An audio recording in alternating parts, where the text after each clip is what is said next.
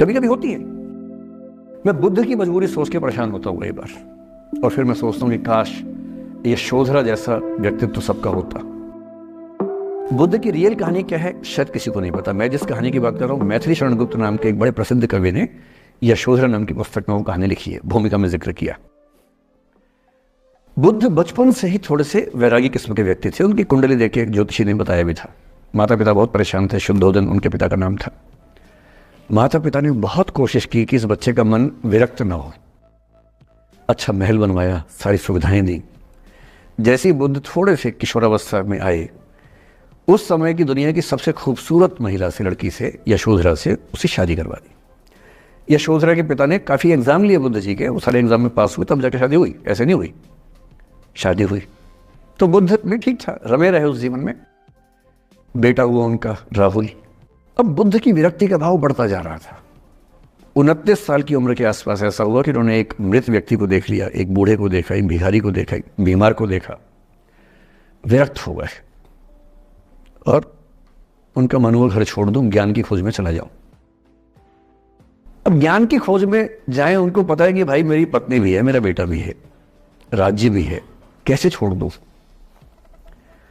छोड़ना जरूरी है। अंदर की आवाज है कि छोड़ो, तुम इस चीज के नहीं बने हो, तुम्हारा स्वधर्म कुछ और है। बाहर की जिम्मेदारी है कि छोड़ नहीं सकते। मैं अनुमान करता हूं कि बुद्ध ने शायद अपने पिताजी से कहा हो कभी कि पिताजी मैं बहुत परेशान हूं, छोड़ना चाहता हूं। तो पिता ने समझा बुझा के मना किया होगा कि बेटा शोभा नहीं देता, ऐसा मत करो।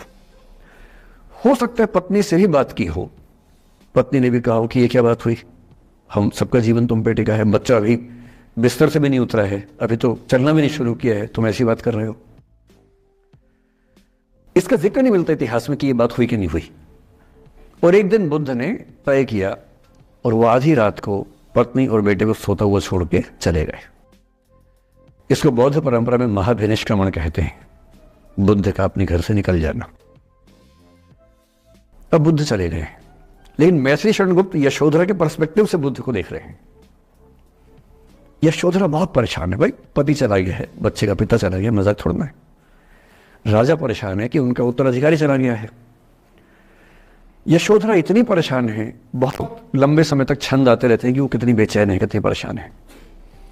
लेकिन यशोधरा की सबसे बड़ी परेशानी इस बात से नहीं कि बुद्ध चले गए, इस बात से है कि बिना बताए चले गए, भरोसा नहीं किया। और वो अपनी सहेली से कहती है, सिद्धि हेतु स्वामी गए, यह गौरव की बात। मुझे गर्व है कि मेरा पति इतने महान काम के लिए गया है। सिद्धि हेतु स्वामी गए, यह गौरव की बात, पर चोरी चोरी गए, यही बड़ा व्याघात। सखी सखी वो मुझसे कहकर जाते, कह तो क्या वो मुझको अपनी पथ बाधा ही पाते, क्या मैं रास्ता रोकती उनका? उसके मन में ये मलाल है कि बिना बताए चले गए। वो इस भाव को लेट गो नहीं कर पा रही है, परेशान है। फिर बुद्ध को ज्ञान मिला। 6 साल की तपस्या के बाद बोधगया में बोधि वृक्ष के नीचे ज्ञान मिला। बात फैल गई। जो 5 शिष्य बुद्ध को छोड़ के भाग गए थे उनके बुरे वक्त में, उन्हीं 5 को बुद्ध ने सबसे पहले ज्ञान दिया सारनाथ में, जिसको धर्म चक्रवर्तन कहते हैं। बुद्ध की ख्याति बढ़ने लगी। शुद्धोधन ने बुद्ध के पास, अपने बेटे के पास कई लोगों को भेजा ये कहने के लिए कि भाई यहां भी तो आओ, हमसे भी तो मिलो। बुद्ध का ऐसा प्रताप था कि जो उनके पास जाता वो बुद्धम शरणम गच्छामि हो जाता, वापस ही नहीं आता। तो फिर शुद्धोधन ने बुद्ध के बचपन के एक दोस्त को ये कह के भेजा, भैया मैं जानता हूं तुम वापस नहीं आओगे, पर प्रभावित होने से पहले बोल देना कि पापा याद कर रहे थे। तो वो गया, उससे वायदा निभाया, हो तो गया, बुद्ध के संग में दीक्षित हो गया, पर वायदा निभा दिया। तो बुद्ध ने कहा जरूर जाऊंगा, पिताजी की आज्ञा है तो जाऊंगा ही जाऊंगा। बुद्ध पहुंचे अपने कपिल वस्तु, जो अपना इलाका था, वहां पहुंचे। पूरे कपिल वस्तु में, नेपाल सिद्धार्थ नगर से नेपाल जाएंगे तो नेपाल बॉर्डर पे कपिल वस्तु है। मैं देखने गया था वो जगह जहां बुद्ध पैदा हुए थे, बड़ा सुंदर स्थान है, आप भी जाके देखेंगे अभी। तो बुद्ध पहुंचे रात को, एक धर्मशाला में रुके। अब वहां हल्ला मच गया कि राजा का बेटा धर्मशाला में। बुद्ध ने कहा भाई मैं देखो राजा का बेटा बन के नहीं आया हूं, मैं बुद्ध बन के आया हूं। सुबह उठ के भिक्षा मांगने लग गए उस इलाके में, अपने ही पिता के राज्य में। पिता ने सिर पीट लिया कि भाई क्या कर रहे हैं।